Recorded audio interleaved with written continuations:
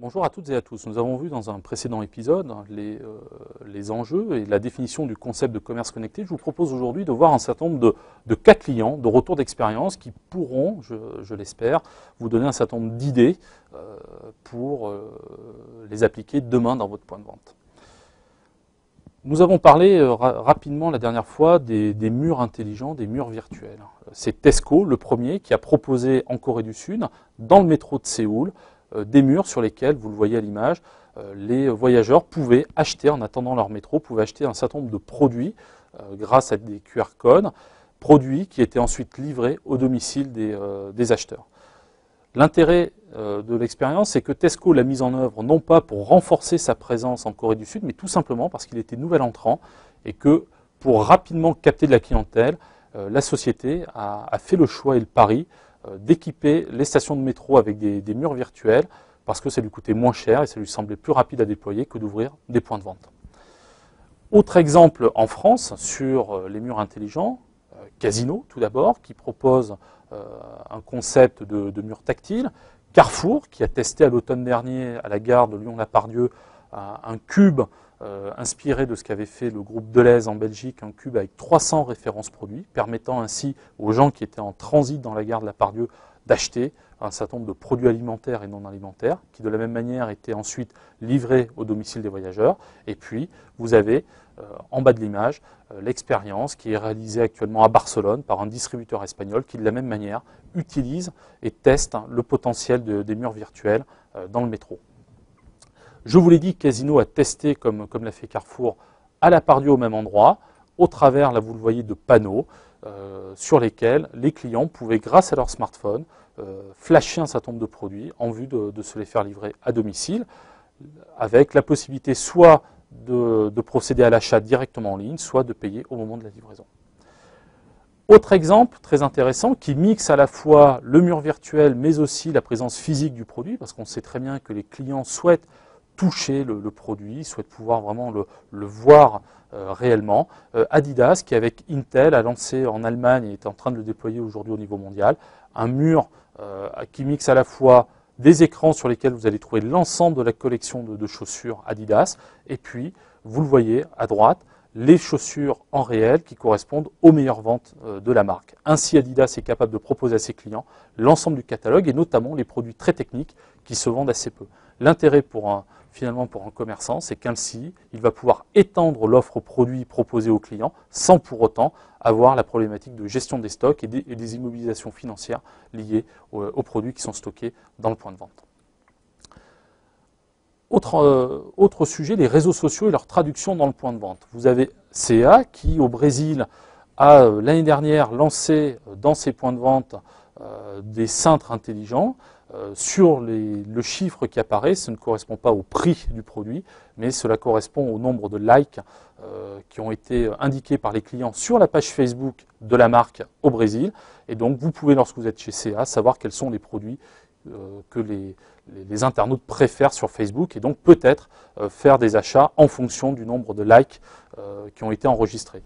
Autre exemple, les cabines virtuelles qui se développent, qui permettent de se prendre en photo avec un produit que l'on essaye et qui ensuite vous permettent de demander l'avis de vos amis ou d'autres personnes en tweetant la photo ou bien en l'envoyant par mail à un certain nombre de personnes. Donc on voit bien les interactions entre le point de vente physique mais aussi les usages sur Internet. Il ne s'agit pas, lorsqu'on parle de commerce connecté, d'abandonner le point de vente, mais bien d'intégrer au maximum les technologies dans le point de vente. Autre exemple, toujours avec les réseaux sociaux, un restaurant à New York qui a décidé d'utiliser la plateforme photo Instagram pour permettre à ses clients de prendre en photo les plats lorsqu'ils arrivent sur la table, et ainsi ça permet à la fois de faire patienter les clients, puisqu'on sait très bien que parfois tous les plats n'arrivent pas en même temps. Et puis surtout, ça permet, lorsqu'on ne sait pas trop ce qui se cache derrière la dénomination de l'assiette, eh bien de voir de visu des photos postées par des internautes. Et comme nous l'avons vu la dernière fois, le paradoxe d'Internet, c'est que les consommateurs aujourd'hui font plus facilement confiance à d'autres internautes qu'ils ne connaissent pas qu'au restaurateur lui-même. Pour autant, le commerce connecté, c'est aussi un moyen de proposer de la personnalisation produit. Par exemple, le groupe Empreinte, fabricant de lingerie, propose à Paris, dans un concept store baptisé l'Atelier, un système de production par la cliente de ces produits sur mesure, puisque vous le voyez d'un côté devant un iPad géant, donc la cliente va pouvoir commencer à réaliser ses sous-vêtements, et puis ensuite elle va pouvoir regarder en parallèle les différentes pièces pour pouvoir choisir au final ce qu'elle veut comme sous-vêtements, les sous-vêtements étant produits à la demande et ensuite livrés au domicile de la cliente. Autre exemple, on fait un peu un tour du monde. En Turquie, une start-up a décidé de proposer, de réfléchir à comment proposer une étendue vaste de fauteuils, tout en réduisant, pareil, les stocks. Eh bien, la solution, c'est un mix entre de la réalité augmentée, un fauteuil en réel, et vous le voyez, le client peut choisir différents types de tissus qui vont automatiquement s'appliquer sur le fauteuil, et donc on va pouvoir se rendre compte du rendu du tissu sur le fauteuil. Et l'intérêt pour le commerçant, c'est qu'il n'a pas ni à avoir des catalogues en pagaille avec des bouts de tissu, ou alors, pire, à avoir une quinzaine de fauteuils dans le magasin pour montrer à quoi ressemble le fauteuil avec chacun des tissus. Et ça permet aussi pour le consommateur, lorsqu'on parlait de shopping experience la dernière fois, eh bien ça lui permet aussi d'avoir une expérience ludique dans le point de vente et finalement d'avoir le sentiment, entre guillemets, de s'amuser et puis surtout de réaliser lui-même le produit qui l'intéresse. Autre exemple de réalité augmentée en Chine, une chaîne d'hypermarchés alimentaires qui a décidé de proposer des magasins virtuels. Vous vous baladez dans la ville et à certains endroits, vous pouvez déclencher une application qui va vous permettre de rentrer virtuellement dans un point de vente qui n'existe pas physiquement et vous allez pouvoir réaliser des achats. Voilà. Donc c'est aussi un moyen, donc c'est complémentaire aux plateformes d'achat en ligne et puis ça permet comme ça aux consommateurs d'avoir quelque chose d'assez ludique et d'innovant. On le voit, la réalité augmentée fonctionne aussi dans l'équipement de la maison, avec notamment l'utilisation de QR code et l'utilisation ensuite de tablettes pour voir ce que serait le rendu par exemple d'une télévision ou bien d'un meuble, mais aussi Armorlux qui a lancé une application iPhone permettant de voir ce que rendent les produits et notamment la fameuse marinière sur le client avant de l'acheter. Autre élément qui est permis aujourd'hui grâce aux nouvelles technologies, c'est la scénarisation des produits. Par exemple, on va pouvoir, avec des vidéoprojecteurs et des systèmes issus du jeu vidéo de type Kinect Microsoft, mettre en valeur soit des chaussures, soit des appareils photo. Et c'est un système de reconnaissance de mouvement, comme la Kinect Microsoft, si vous êtes possesseur de la console de jeu chez vous.